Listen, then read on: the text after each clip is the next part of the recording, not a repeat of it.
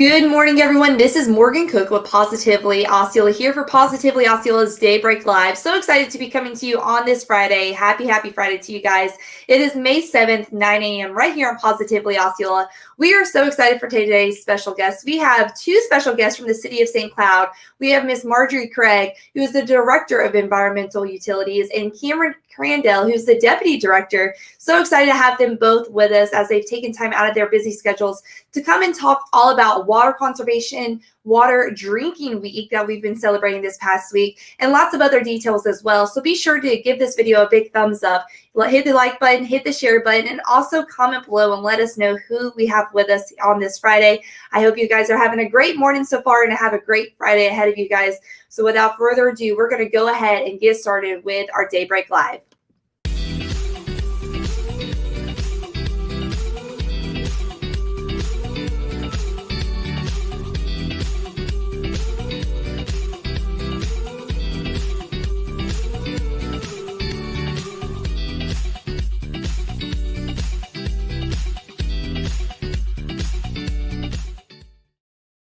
All right, so like I mentioned at this time, we love to welcome our two special guests, Miss Marjorie Craig and Cameron Crandell. Good morning, you guys. How are you?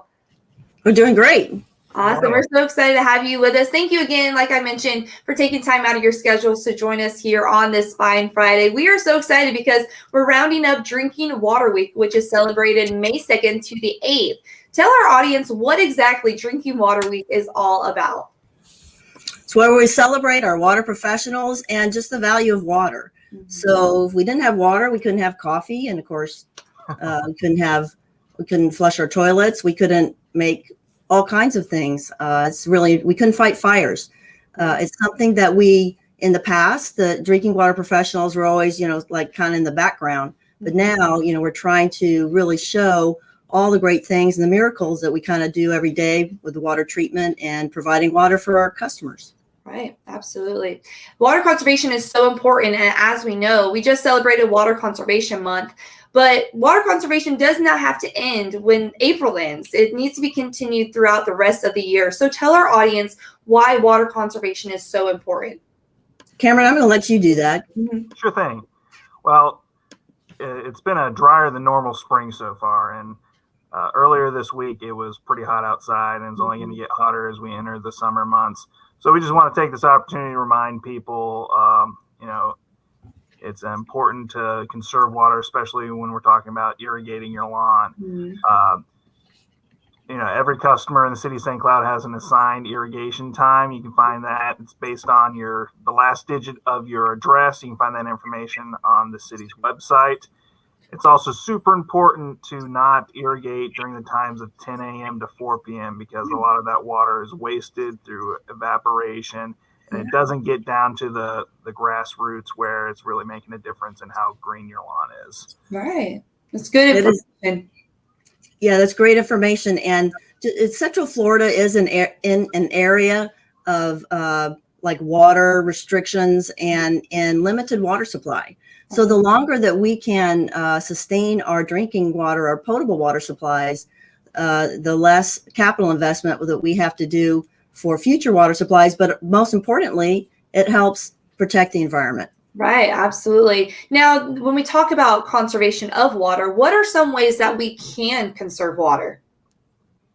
So what we're asking people to do is, especially if you have a new lawn or a new home, just to go out and check your irrigation controller.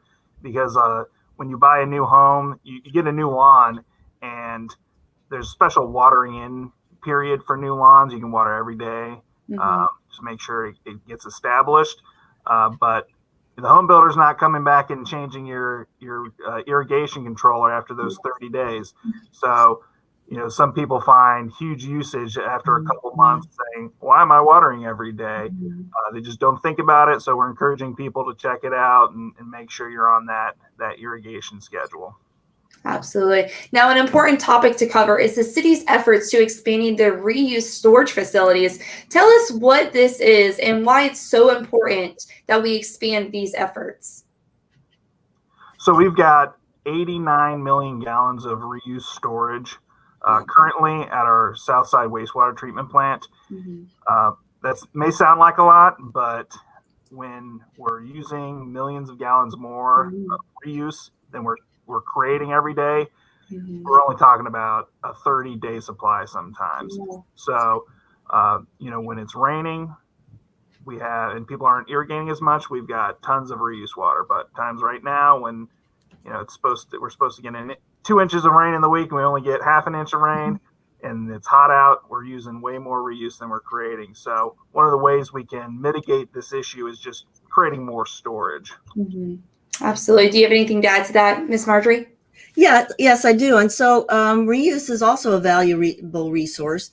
And so it needs to be treated like a potable water source and to conserve that as well, because there are the irrigation schedules do apply also to the reuse.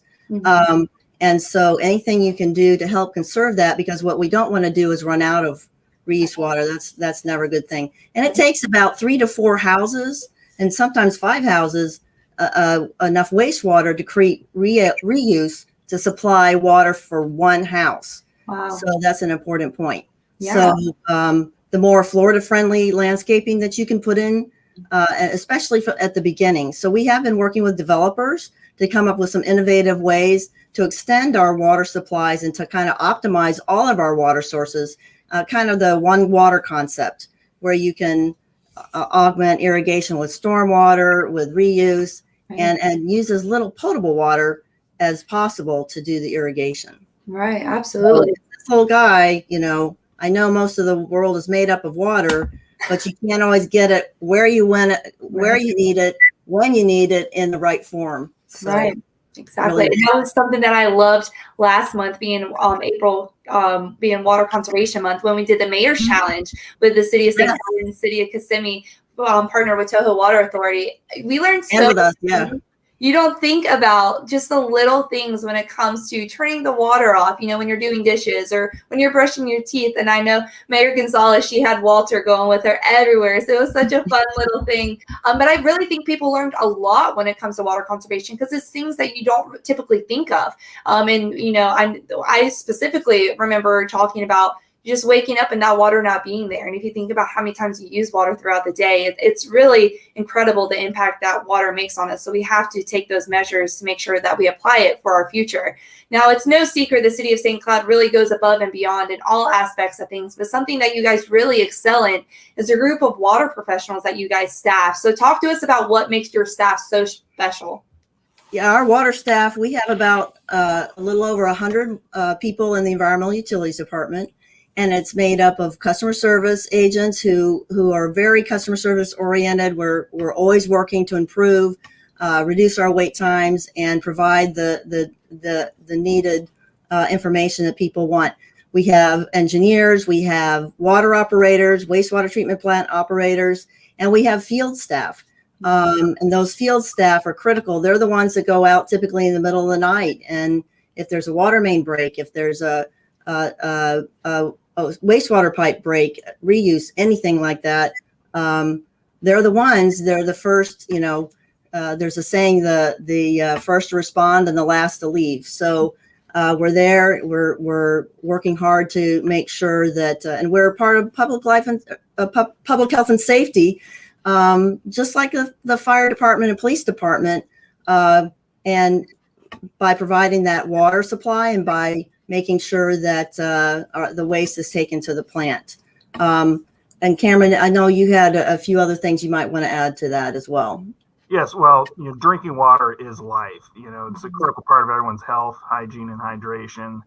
We use it for drinking, cooking, and cleaning.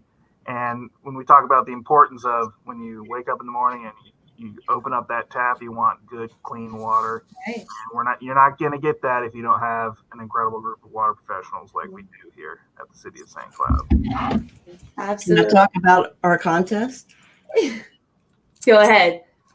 So to also promote Drinking Water Week, and we kind of combine Wastewater Week and Drinking Water Week, but we had a couple of contests. We had a couple of things that we did. So one of them was to have a jar of jelly beans, and this jar came from one of the, like it's a jar from one of the plants, perfectly clean, and it has the color blue water for jelly water supply, and we had the staff count how many jelly beans or give guesses, but to sort of mix it up, we hid little guys in there, little things in there. So we hid a rain gauge, like give these out. Made it difficult. Yeah, a little more difficult. So we do. This will be the first announcement of this.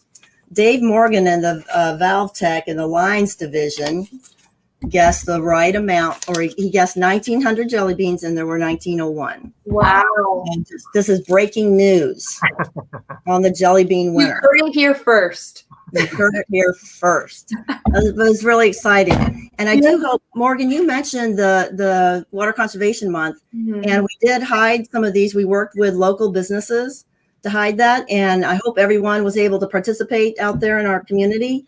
And if not, we'll be hopefully doing that next year. So awesome. Lots to look forward to. Well, we're so excited to have you guys with us. So excited to see all of the success you guys continue to do. It does not go unnoticed. If someone's looking for more information about the city of St. Cloud, maybe how they can conserve water, or just the overall, environmental utilities department, where can they find that information? Yes, you can go to the City of St. Cloud website and go to the departments and go to the environmental utilities or the St. Cloud utilities website. But there's also we have a specific website just for water and water issues, and it's ourcommunitywater.com, and we're really proud of that website.